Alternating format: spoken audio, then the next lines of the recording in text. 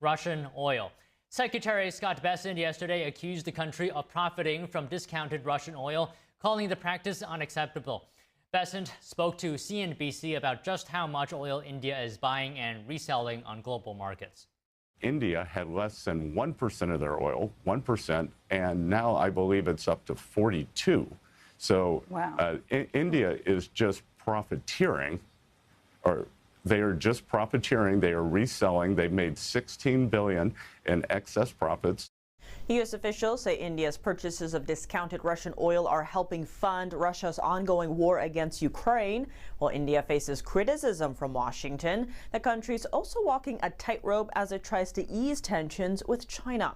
Talks in New Delhi between Indian officials and Chinese Foreign Minister Wang Yi focused on border de-escalation and trade, including access to rare earths. India's National Security Advisor says recent talks has helped improve the atmosphere.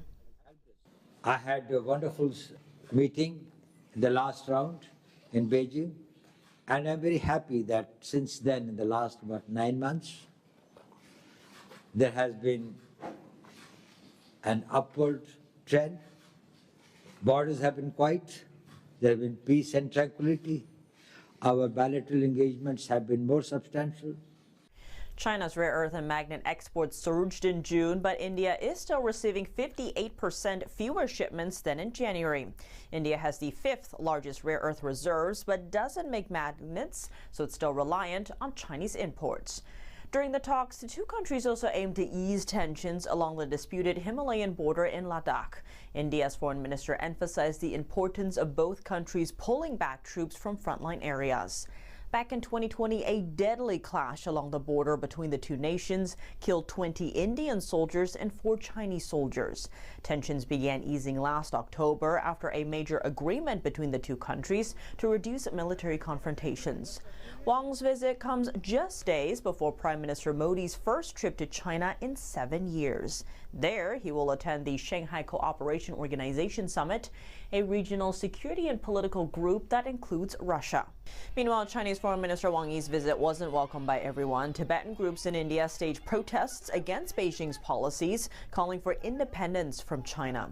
Many Indians respect Tibet's spiritual leader, the Dalai Lama. He currently lives in exile in India. Some foreign policy experts say his presence gives New Delhi more leverage when dealing with Beijing. Russia says it expects to continue supplying oil to India.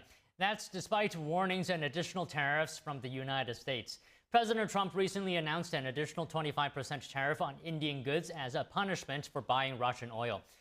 But a Russian official today said that Moscow expects to export the same amount of oil to India as before. He says India and Russia will find ways to overcome Trump's latest tariffs. The Kremlin also hopes that trilateral talks will soon take place with India and China to forge a greater Eurasian partnership. Indian Prime Minister Narendra Modi plans to visit China for the first time in over 7 years later this month. China, Iran, and Russia have reportedly come up with a network to disguise their shipments of sanctioned crude oil. This is according to a report by the Financial Times published today. The newspaper reports that an Iranian man arranged naval mortgages on tankers back in 2019.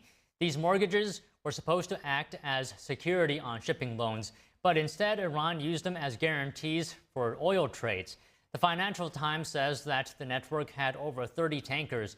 They operated under separate shell companies with Chinese directors. Some of the directors had been sanctioned by the U.S. The network transported nearly $10 billion worth of sanctioned oil from Iran, Venezuela as well, and Russia this way between 2019 to 2023, according to the report. It said over 90% of the oil was destined for China. The Financial Times highlights in the report that the network shows how far such nations are able to go to bypass Western sanctions. Coming up, Ukrainian President Volodymyr Zelensky dressed up for his recent visit to the White House.